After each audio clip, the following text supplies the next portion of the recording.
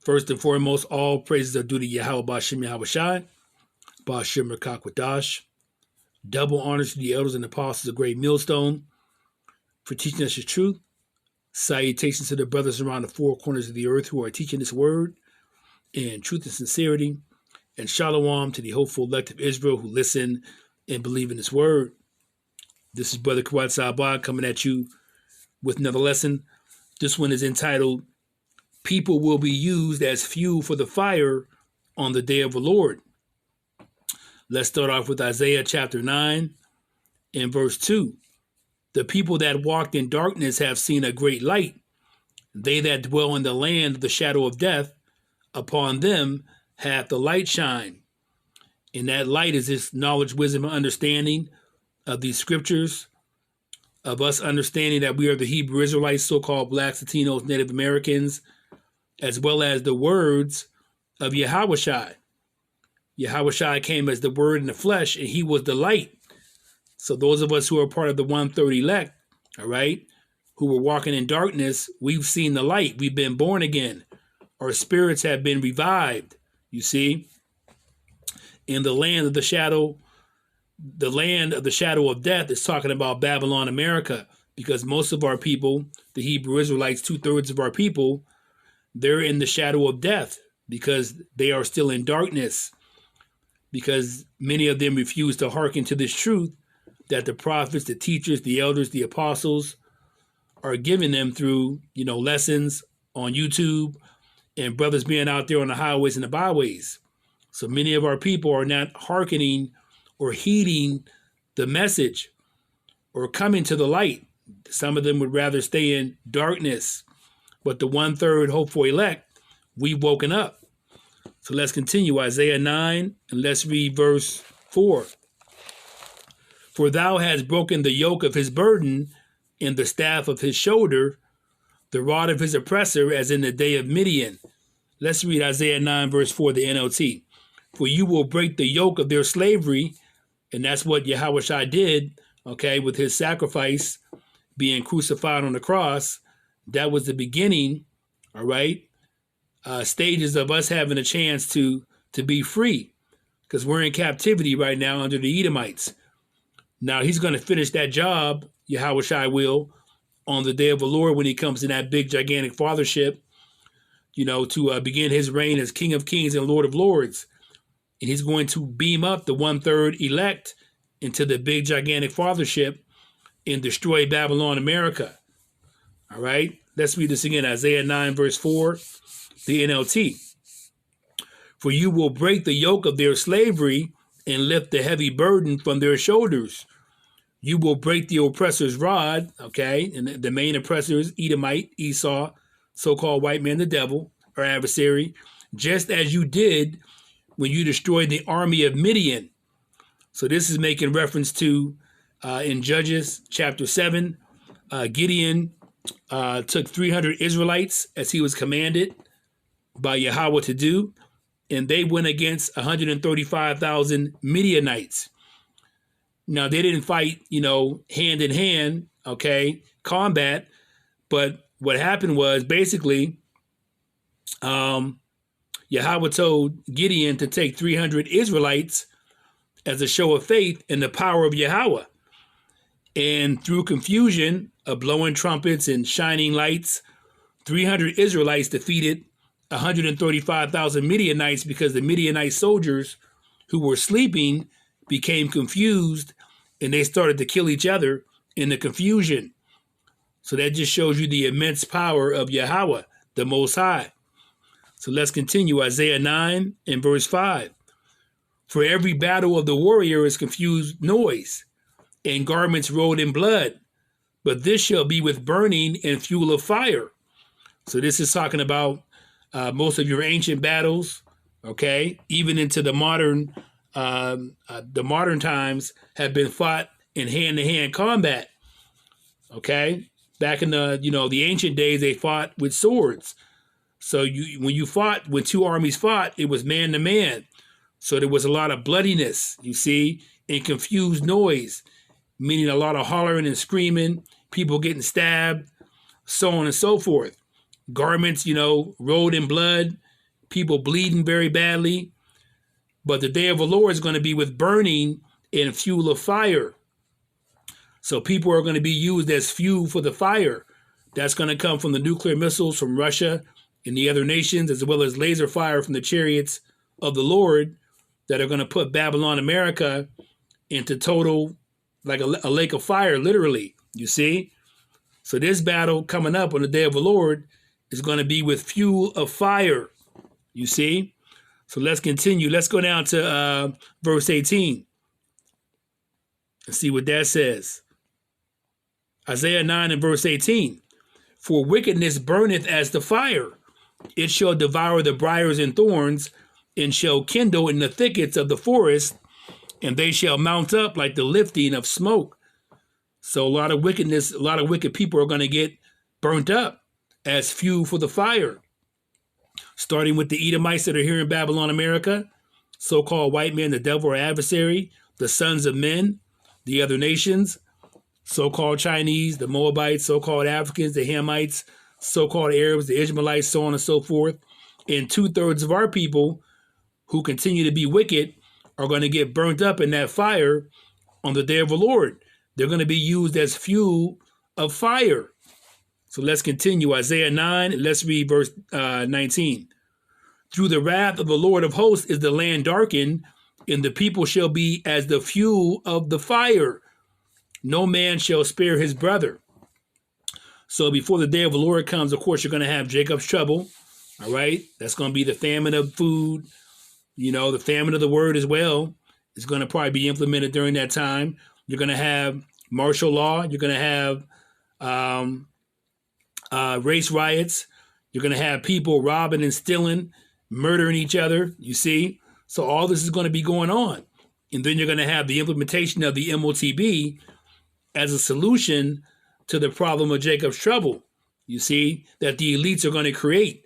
They're going to create the problem. It's going to be a reaction.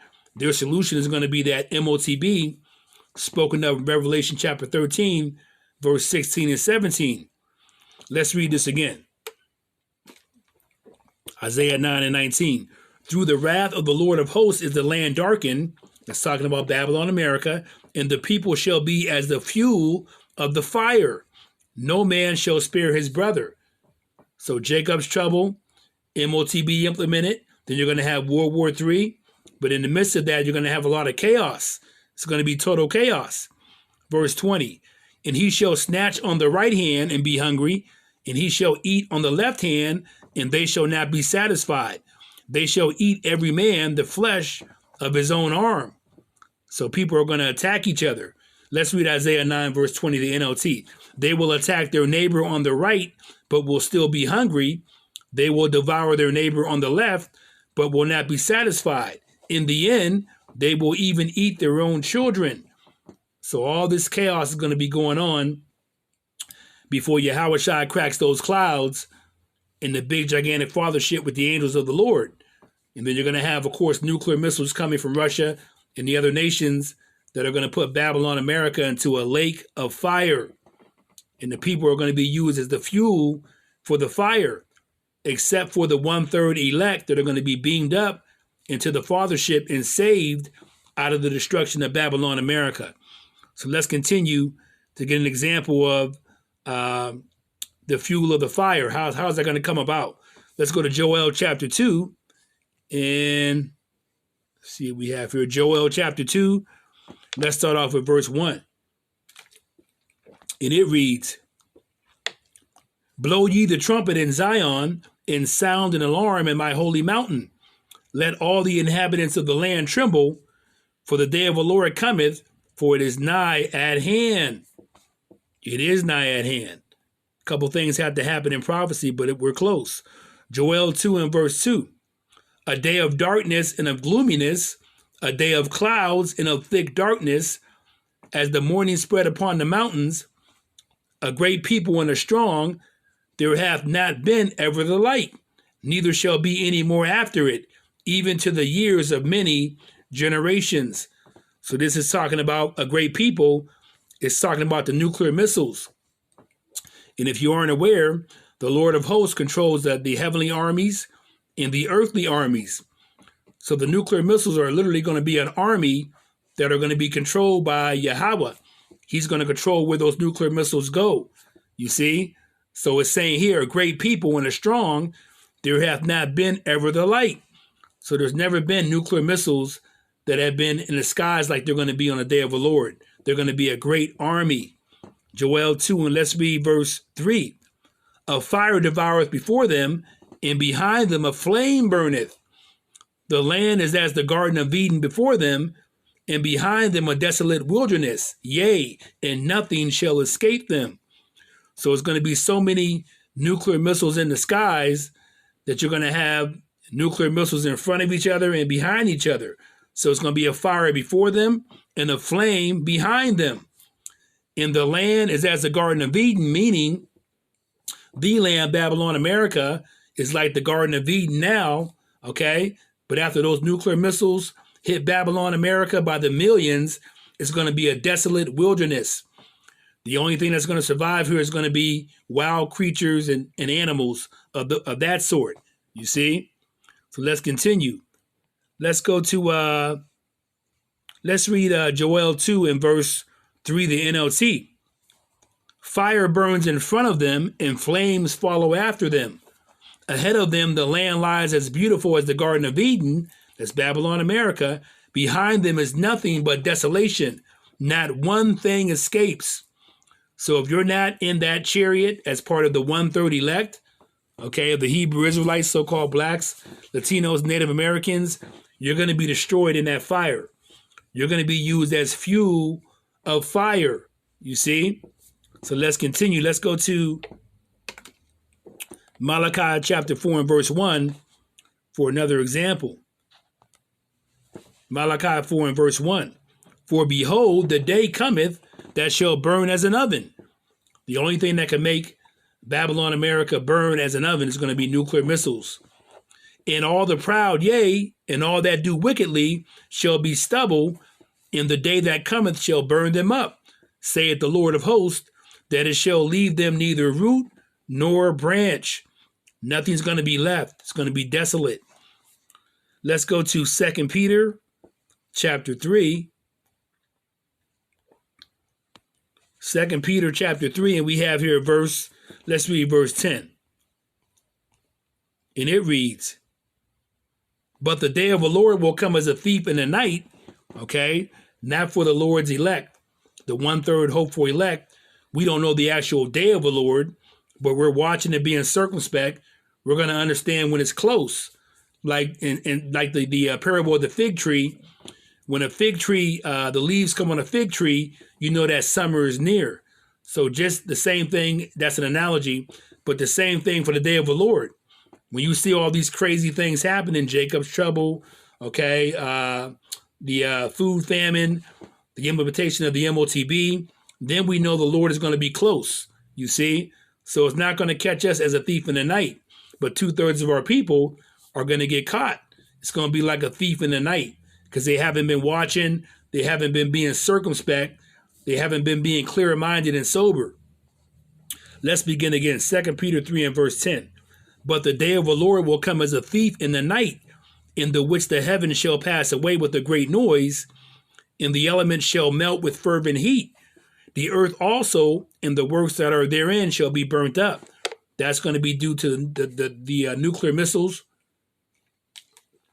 And you're also probably going to have laser fire coming from the chariots of the Lord. All right. 2 Peter 3, and let's read verse 11. Seeing then that all these things shall be dissolved, what manner of persons ought ye to be in all holy conversation and godliness? So those of us who are part of the one-third elect, we're doing our best to, rehearse the righteous acts, to call on Yahweh Bashim Yahweh Shai, to read scriptures, to pray, all right, to be in holy conversation, to do everything we can to give full diligence and make our calling and election sure by staying in that righteous state, walking in the spirit, okay, by being godly to the best of our abilities. 2 Peter 3, let's read 2 Peter 3 and verse 11 again. Let's read 2 Peter 3 verse 11. the NLT. Since everything around us is going to be destroyed like this from the nuclear missiles, okay, what holy and godly lives you should live. So you should be as holy and godly, righteous as you can. Verse 12, looking for and hastening unto the coming of the day of Yahweh, wherein the heavens being on fire shall be dissolved, and the elements shall melt with fervent heat. That heat is going to be caused by them nuclear missiles. It's going to be millions upon millions coming towards Babylon, America. That's it for that. Let's go to Zephaniah 3. And Zephaniah 3 and verse 8. And it reads,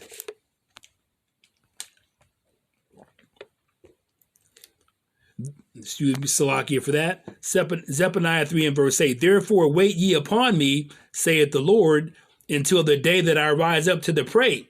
And the prey is going to be Babylon, America. You see? All right? And the main enemy is of course the Edomites, so-called white man, the devil, or adversary. That's the main prey. All right?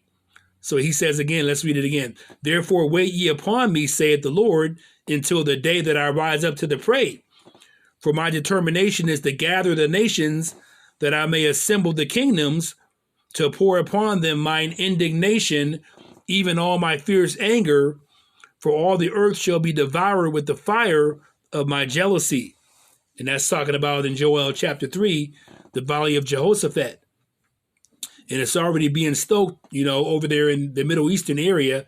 That's the main area, the Valley of Decision, where the war is going to be waged. You see, the armies are going to be gathered. You're going to have NATO, the European Union, going up against Russia, okay, and Iran, Iraq, Middle Eastern countries, as well as some African nations, China, North Korea, so on and so forth. So he's going to gather all the kingdoms for war. The war of Armageddon, you see, and they're going to fight against each other, but eventually they're going to try to fight against the Lord when they realize the invasion of Yahushua and the big fathership and the angels coming down, you see, but they're going to lose terribly, all right? So he's going to gather them together to war against each other, and then they're going to go, combine forces to try to go against the forces of the Lord, and it's going to be a disaster, point blank. So he's going to pour his indignation, his righteous anger upon all the kingdoms. Let's read this again, Zephaniah 3 and verse 8. Therefore wait ye upon me, saith the Lord. Those of us who are part of the 1/3 elect, you see, we're waiting. We're hastening the day of the Lord until the day that I rise up to the prey. For my determination is to gather the nations, that I may assemble the kingdoms, to pour upon them mine indignation, even my fierce anger, for all the earth shall be devoured with the fire of my jealousy. And the main damage is going to come to Babylon, America, but you're also going to have Israel being destroyed and some other places. But the main damage is going to be Babylon, America. Now, Israel will be built up, of course, after the fire dies down. You're going to have Yahushua coming back down with the 1/3 elect that had been beamed up into the fathership. He's going to come down in rulership with the 1/3, okay? All right, in rulership, okay, to take his place as King of Kings and Lord of Lords. So we are hastening the coming of the Lord, the 1/3 elect, okay, of the Hebrew Israelites. So on that note, I hope this lesson was edifying to you, and I want to give all praises to Yahweh Bashim Yahushua, Bashim Rakakwadash. Shalom.